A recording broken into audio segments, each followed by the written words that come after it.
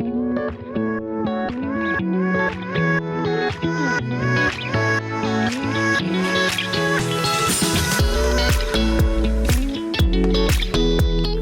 Retroplate concrete polishing system combines concrete grinding and polishing with the Retroplate densifier, creating a durable and dust-proof concrete floor that is also sustainable and beautiful.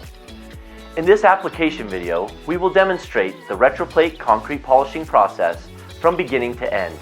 We will discuss best practices for achieving superior results and how to establish realistic expectations for the floor you are polishing. As you're probably aware, while every floor might look the same, every floor is different. That's why concrete grinding and polishing is an art form, and is more than just performing the required steps. Understanding how to assess the floor properly and reading the floor every step of the way will significantly increase your chances of delivering a successful end result, and will save you valuable time and money in the long run. The equipment required to polish concrete floors is covered in another Retroplate lesson, Retroplate grinding equipment. Please refer to that lesson in order to gain an understanding of the types of machinery and equipment currently available to polish concrete floors. Should you have further questions regarding grinding and polishing equipment, please feel free to reach out to a member of Curecrete's technical services team. The Retroplate concrete polishing process requires the following products. Kickstart, which acts as a grinding lubricant, speeding up the grinding process and allowing the grinding and honing diamonds to effectively remove any physical imperfections on the floor surface and establish a consistent scratch pattern. Retroplate, a liquid hardener densifier that penetrates and chemically reacts with the floor surface, increasing its surface strength and abrasion resistance after being opened up during the grinding step. CreClean Plus with Scar Guard, designed specifically to clean the floor surface all throughout the grinding and polishing process and maintain the floor's shiny appearance and durability after the polishing process is complete. RetroPel, RetroGuard, and/or Salt Slayer for additional protection against harmful spills and salt intrusion. The Retroplate concrete polishing system will follow these steps. Assess the floor. Repair the floor. Clean the floor. Grind and hone the floor. Remove all slurry and clean the floor. Dye the floor, optional. Densify the floor. Clean the floor. Polish the floor. Burnish the floor. Protect the floor and burnish the floor once again. Let's go ahead and get started. Before starting, be sure to remove any furniture, appliances, or obstructions that might prevent easy access to the floor. Because this is a wet polishing process, it may be necessary to tape protective sheeting to the walls, 2 to 3 feet off the floor to protect against slurry splatter.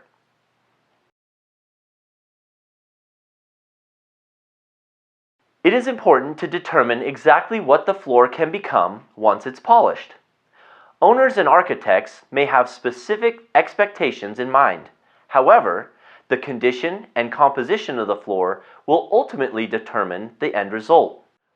For example, it is possible that the floor may not be a candidate for cream polish because the floor is wavy, or if carpet or tile have been removed, the floor will not have a consistent, homogeneous appearance after polishing. We strongly suggest doing a mock-up of the floor to set realistic expectations for the building owner and architect, as well as help you and your team determine your polishing strategy. The goal of the mock-up should not necessarily be to wow the customer, but rather to show them what the floor can realistically become. The following checklist will help you assess the floor's potential and its needs. Flatness. Flatness can be checked using a marble. A flat, level floor will result in an evenly polished floor. A wavy floor has low and high spots and therefore is not a candidate for a cream polish because the floor cannot be cut evenly. Hardness. Hardness can be assessed using a Mohs pencil test kit or a brass key. The hardness of the floor determines the bond of the diamond needed. A hard floor in Utah will typically use a soft bond diamond, while a soft floor in Florida will require a hard bond diamond. Absorption. Pouring water on the floor surface helps determine whether a coating or sealant is present on the floor. If the concrete floor does not absorb the water, there is a coating present. Any coatings or sealants must be removed prior to densifying the floor with retroplate. Depending on the type of coating present, removal with a chemical stripper may be necessary, or selecting the proper type of diamonds will ensure its removal during the grinding process. It's important to note that not all diamonds can successfully remove coatings. Some will gum up during the grinding process, while others may simply glide along the surface of the coating. Selecting the proper diamond for coatings removal is critical. Surface repairs. Assess the floor surface and determine if the floor requires any type of surface repair. Hairline and fissure cracks, deteriorated joints, spalls and pits, and surface pinholes should all be addressed prior to grinding. Properly assessing the floor is a critical step. It will establish proper expectations with the building owner and architect, and inform your team how to effectively and successfully polish the concrete surface. Being thorough in your preparation from the very beginning will set you up for success.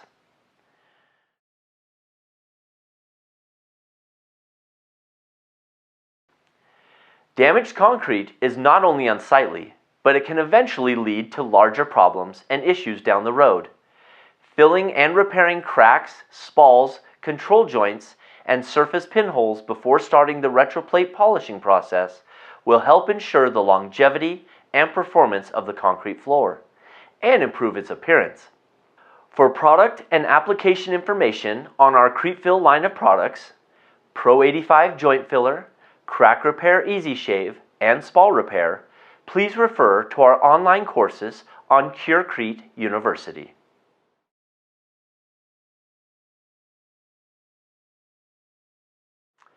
After adequately repairing the floor, clean the floor thoroughly using CreteClean Plus with ScarGuard to remove any unnecessary surface debris and dirt. If any surface coatings or sealants require chemical removal, remove completely during this step. Perform a water absorbency test to ensure that the coating has been entirely removed. If it has not, repeat the removal process as necessary, then thoroughly clean the floor.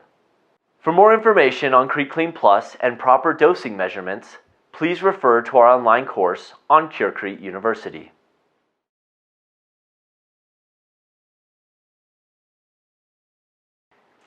Depending on the customer's desired level of aggregate exposure, select the proper metal bond diamond grit to establish the first cut. The grinding phase typically utilizes diamonds ranging in grits from 16 to 120. If large aggregate exposure is desired, choose a metal bond diamond grit that has a lower grit number. If a cream or salt and pepper finish is desired, start with a metal bond diamond grit that has a higher grit number. Always perform a test to establish the highest number grit that you can start with. It is better to start off less aggressive than too aggressive, as you cannot replace what has already been ground off. Now that you have determined the appropriate metal bond diamond grit to start with, it is time to begin the wet grinding process. Pour or spray apply kickstart to the floor surface at a coverage rate of 4 to 600 square feet per gallon or 10 to 15 square meters per liter. Then begin grinding at a rate of 12 to 15 linear feet per minute or 3.6 to 4.5 meters per minute. This is only a guide. Ultimately, the speed will be contingent upon the down pressure, head speed, and type of machine being used.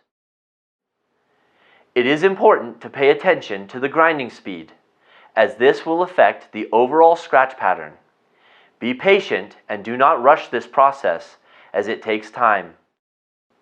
The goal of the initial grinding step is to establish an acceptable scratch pattern. To do so, it is important to understand the meaning of passes, overlapping passes, and crosshatch. A single pass is down and back in a straight line. After completing a single pass, move the grinding machine over approximately 50% or half the width of the machine and complete another pass, down and back. This is known as an overlapping pass, which helps ensure cornrows do not develop on the floor. After completing all of the necessary passes going in the same direction, begin grinding the entire area 90 degrees from the previous direction. This is known as cross-hatching. Continue until the entire area has been ground.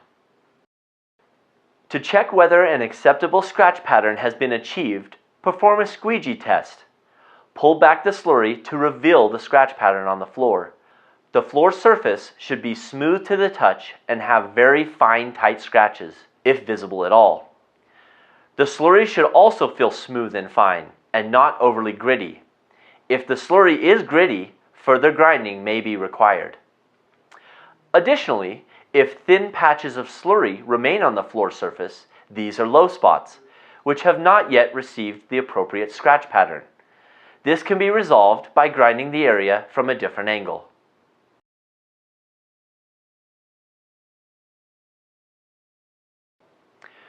With the slurry still wet on the floor, switch the initial grinding diamonds to a honing diamond, typically within the 100 to 400 grit range, and repeat the same process as before, overlapping crosshatch passes until all of the initial grinding scratches have been completely erased.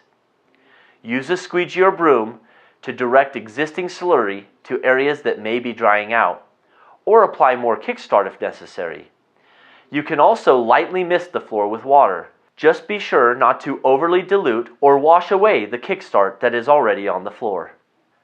Before continuing on with the honing process, determine whether or not the floor is to be dyed. If no, remove all the slurry and clean the floor completely. Then densify the floor with Retroplate. This is typically between the 100 and 200 grit steps. If yes, continue honing the floor and then apply the dye after the 400 grit stage. Note, if dry grinding, install dye after the 200 grit level. In this video, we will be dyeing the floor. Therefore, we continued to hone the floor all the way to the 400 grit stage.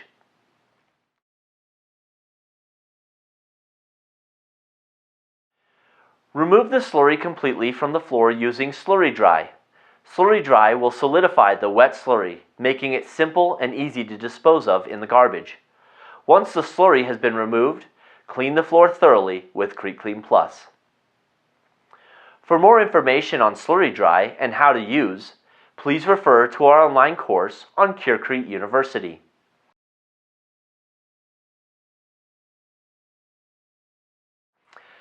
After honing and cleaning the floor completely of all slurry, the floor is ready to be dyed. While the floor may be damp, ensure the surface is dry to the touch. If using a stencil, apply the stencil to the floor and begin applying the dye. For more information on proper dye application techniques, please reference our dyes course on Curecrete University.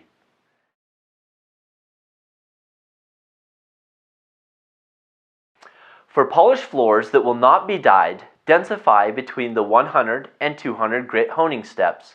For floors that will be dyed, densify the floor after the 400 grit step for wet grinding and after the 200 grit step for dry grinding. After the floor has been properly honed and/or dyed, densify the floor with the Retroplate densifier using the standard flood coat application method. Dispense Retroplate directly onto the floor surface, ensuring a coverage rate of 200 square feet per gallon or 5 square meters per liter. There must be enough densifier on the floor to properly react with the concrete and densify it. An easy way to measure if there is enough densifier on the floor is if a fresh footprint quickly disappears within a second or two. After the product has been dispensed onto the floor, broom it constantly or scrub with an aggressive brush or scrubbing machine. This will remove fish eyes in the product, break surface tension, and work the product into the floor. If dry spots occur, typically near the edges of the slab or columns, mist the floor lightly with water, being careful not to dilute the densifier too much, and continue to agitate the floor, making sure the entire area is kept wet. After approximately 30 minutes, the Retroplate densifier should become more viscous and slippery. This is the result of dehydration and a chemical reaction. An excessive amount of product or low temperature can cause a slower reaction. If the product is not slick within 60 minutes, proceed as if it were. When the Retroplate densifier becomes slick, resolubilize the densifier by misting water onto the floor. Water should be added at a rate of 800 to 1,000 square feet per gallon, or 74 to 93 square meters per liter. Avoid adding too much, as an excessive amount of water will slow the reaction time needed for the product to become slick a second time. Agitate the area to ensure that the product has gone back into solution consistently across the floor. When Retroplate has gone back into solution, the floor will no longer be slick underfoot. After about 1 hour, the product will become slick a second time. Remove all of the excess Retroplate densifier and thoroughly scrub and clean the floor using plenty of water and CreekClean Plus, allowing it to dry completely before moving on to the polishing phase. Retroplate can be applied using an eco-friendly, non-disposal method when circumstances such as elevated decks or difficult disposal conditions exist. To determine whether a concrete floor is a candidate for eco-friendly application, perform a water absorption test. Apply water to the floor and allow it to dwell for a few minutes, then remove the water. If the water has penetrated and discolored the floor within a few minutes, the floor is a candidate for the eco-friendly application. If there is no penetration and discoloration, verify there is no coating on the surface. If a coating does exist, it must be completely removed before applying Retroplate. The eco-friendly procedure is applied with a minimum of 2 light coats. More applications may be necessary depending on the porosity of the floor. Using a pump-up sprayer, apply Retroplate at 400 to 600 square feet per application. Work Retroplate into the floor surface using a microfiber pad, distributing it evenly and allowing it to penetrate the floor completely. Once dry, apply the second application of Retroplate using the same procedure. If the second or subsequent application does not penetrate the floor has reached complete rejection, and the application is complete. If the floor immediately absorbs the second application of Retroplate, continue with additional light coats until rejection. Clean the floor with CreekClean Plus with ScarGuard to remove any excess Retroplate densifier. Do not allow excess product to dry on the floor surface, as it will require grinding for removal.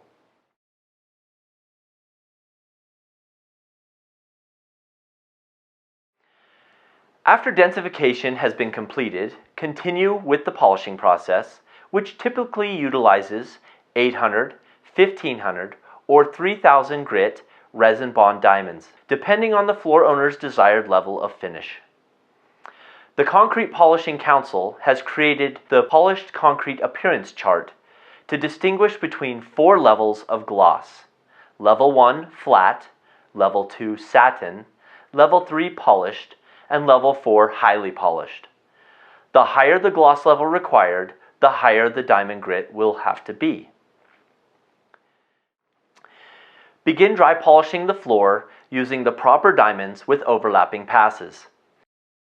Run the machine at a rate of more than 30 linear feet per minute or 9 meters per minute to adequately and properly polish the floor.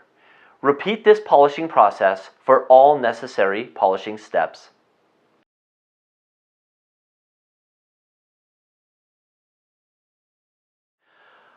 Once polishing has been completed, burnish the floor with a propane burnisher and pad. The Retroplate polishing process is now complete and ready to be handed over to the building owner.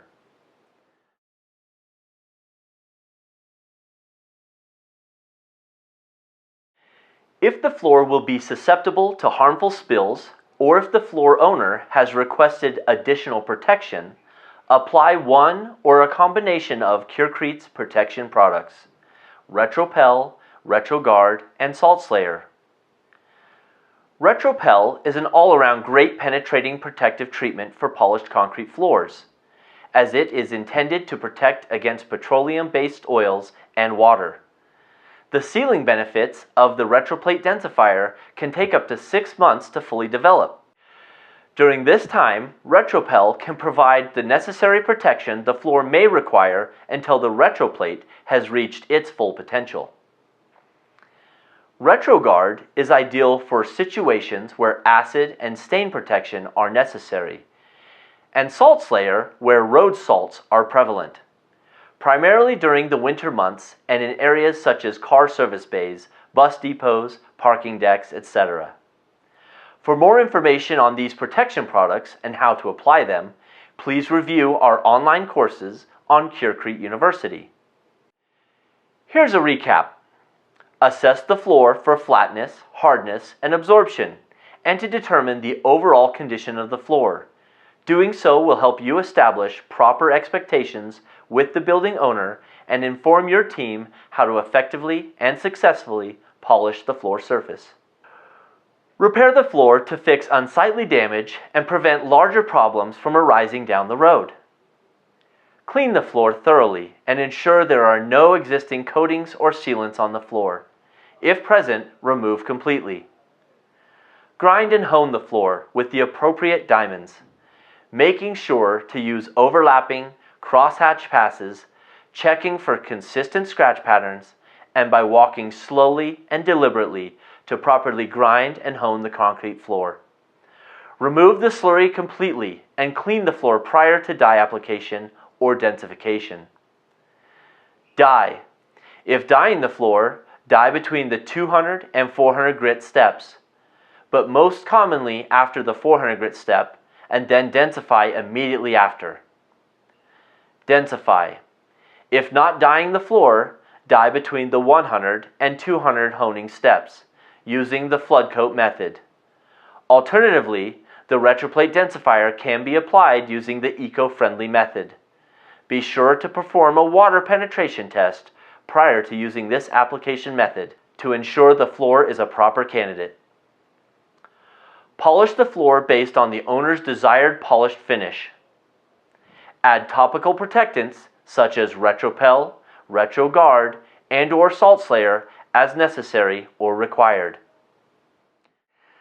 This RetroPlate concrete polishing video provides you with the best practices and methods necessary to produce exceptional RetroPlate concrete polished floors.